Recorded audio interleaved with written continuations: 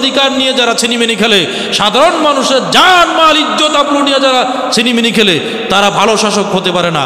তাদের সাথে ফেরাউন, নমরুদ আর হাজ্জাজ বিন ইউসুফের সাথে কোনো পার্থক্য নাই। ঠিক না বে ঠিক? গণতান্ত্রিক পদ্ধতিতে আপনি সরকার নির্বাচন করবেন, খারাপ মানুষ ভোট দিবে খারাপ সরকারকে, খারাপ সরকার যখন ক্ষমতায় যাবে, চেয়ারে বসবে, গদিতে বসবে, সে তো গদিতে বৈশাই চিন্তা করবে যে আমারে ভোট দিল না কে, আগে তার ভারী ঘর ভাঙ, আগে তার ব্যবসা বাণিজ্য নষ্ট কর, তাকে আগে নাস্তানাবুদ কর, তাকে আগে দেশ ছাড়া কর। ঠিক না বে ঠিক? সে জনগণের চিন্তা করবে কখন? রাষ্ট্রের উন্নতির চিন্তা করবে কখন? জনগণের অধিকার আদায়ের চিন্তা করবে কখন? তার মাথায় তো সবসময় ঘোরপাক খায় যে আমার বিরোধিতা কে করে, আমার অবাধ্যতা কে করে, আমার স্বার্থে আঘাত করে কে, আমার পিছনে আপনার সমালোচনা করে কে, তারে ধর, তারে মার, তার বাড়িঘর পোড়া, জ্বালাও পোড়াও, ভাঙচুর করে সারা দেশের মধ্যে অরাজকতা সৃষ্টি করে। খারাপ শাসকদের বৈশিষ্ট্য, শাসকদের চরিত্র, খারাপ শাসকদের ব্যবহার এইরকমই হয়। ঠিক না বে ঠিক? প্রিয় মুসলমান ভাইরা, অন্যদিকে আপনারা নেবেন না। আমি যেটা বুঝাইতে চাইলাম ইতিহাস থেকে সেটা বুঝাইলাম। বুঝে আসছে তো কথা? প্রিয় মুসলমান ভাইরা আমার, এর জন্যই আল্লাহ বললেন উইদ্দাতিল কাফিরিন, আমি কাফেরদের জন্যই জাহান্নাম রেডি করে রাখছি, জাহান্নামের আগুন আমি কাফেরদের জন্য রেডি করে রাখছি। প্রিয় মুসল্লি ভাইরা আমার, জাহান্নাম কত ভয়াবহ, পরকালে যারা আল্লাহর দরবারে দাঁড়াবে তারা বুঝবে জাহান্নাম কত ভয়াবহ।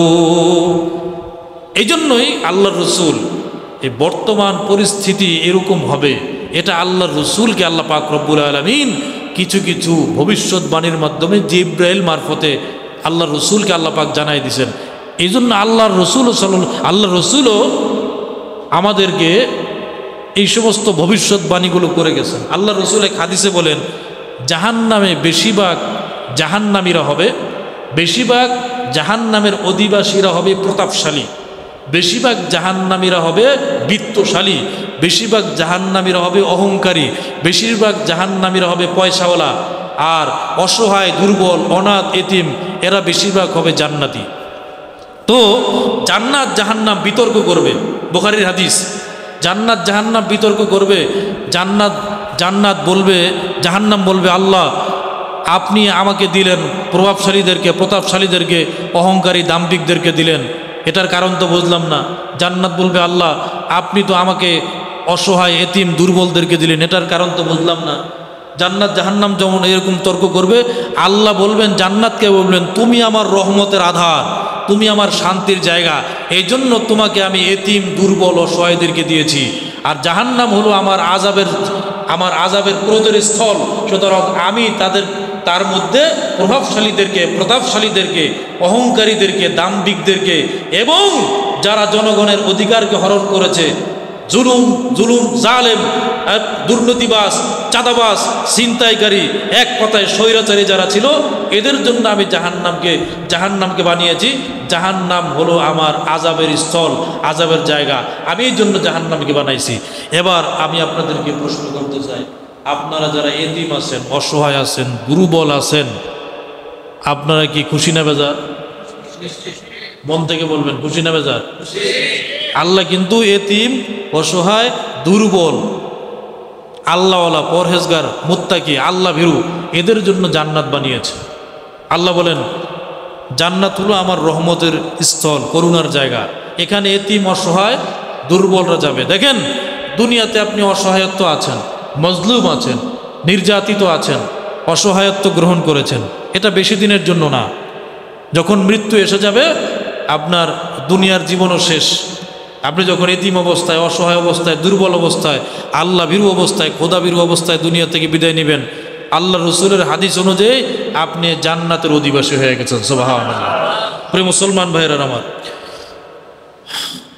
জাহান্নামের পরিস্থিতি এমন হবে, জাহান্নামে যাওয়ার পরে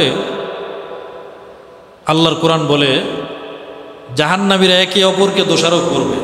কারণ দুনিয়াতে আকাম কুকাম যা করছে, এই আকাম কুকাম করছে বুঝে শুনে করছে, নেতার পাওয়ার পায়া, নেতার অর্ডার পায়া, নেতা বলছে যা ওইখানে যা, রাস্তা দখল কর, অবরোধ কর, ভাঙচুর কর, জ্বালাও পোড়াও কর, নেতার কথা শুই না তারপরে মানুষ হত্যা করছে। বিভিন্ন মানুষের আপনার সম্পদ লুণ্ঠন করেছে, মানুষের জানমাল ইজ্জতের উপর আক্রমণ করেছে, তখন কিয়ামতের ময়দানে নেতাও জাহান্নামী, প্রজাও জাহান্নামী। জাহান্নামে যাওয়ার পরে তখন প্রজারা নেতাদেরকে দোষারোপ করবে। আল্লাহর কোরআন বলে وقالت أخراهم لأولاهم ربنا هؤلاء يضلونا فآتهم عذابا ضعفا من النار قال لكل ضعف ولكن لا تعلمون। আল্লাহর কোরআন বলে وقالت أخراهم لأولاهم, পরবর্তীরা পূর্ববর্তীদেরকে বলবে, মানে বড় ছোটরা বড়দেরকে বলবে, বড়দের উদ্দেশ্য করে বলবে রব্বানা হাউলা আদল্লুনা, হে আল্লাহ, হে আমার প্রতিপালক, এই যে শয়তানগুলো দেখছেন, এই যে নেতা, এই নেতাগুলা আমাদেরকে পথভ্রষ্ট করছে। ফাআতিহিম আযাবান দি'ফাম মিনান নার, আপনি এদের কথায় আপনার হুকুম আমরা অমান্য করেছি, এদের কথায় নামাজ ছাড়ছি, এদের কথায় মসজিদ ছাড়ছি, এদের কথায় মাদ্রাসা ছাড়ছি, এদের কথায় ওলামায়ে কেরামের বিরোধিতা করেছি, এদের কথায় অস্ত্র নিয়ে রাস্তার মধ্যে মানুষ হত্যা করেছি, এদের কথায় যত আকাম কুকাম করা দরকার ছিল সব করেছি। এখন তো এরা আমাদেরকে বাঁচাইতেছে না, দুনিয়ার জীবনে কিছু টাকা পয়সা দিয়ে আমাদেরকে সহযোগিতা করছে, কিন্তু এই পাপ কাজগুলো এদের প্ররোচনায় পড়ে করছি। এখন আল্লাহ এদের কারণে যেহেতু জাহান্নামে আসছি, এদেরকে আগে কঠিন শাস্তি দেন। আল্লাহ বলবেন ক্বালা লিকুল্লি দিয়ফুন, কেন কেন এদেরকে শুধু কঠিন শাস্তি দ্বিগুণ শাস্তি দিবে কেন? সবার জন্যই দ্বিগুণ শাস্তি।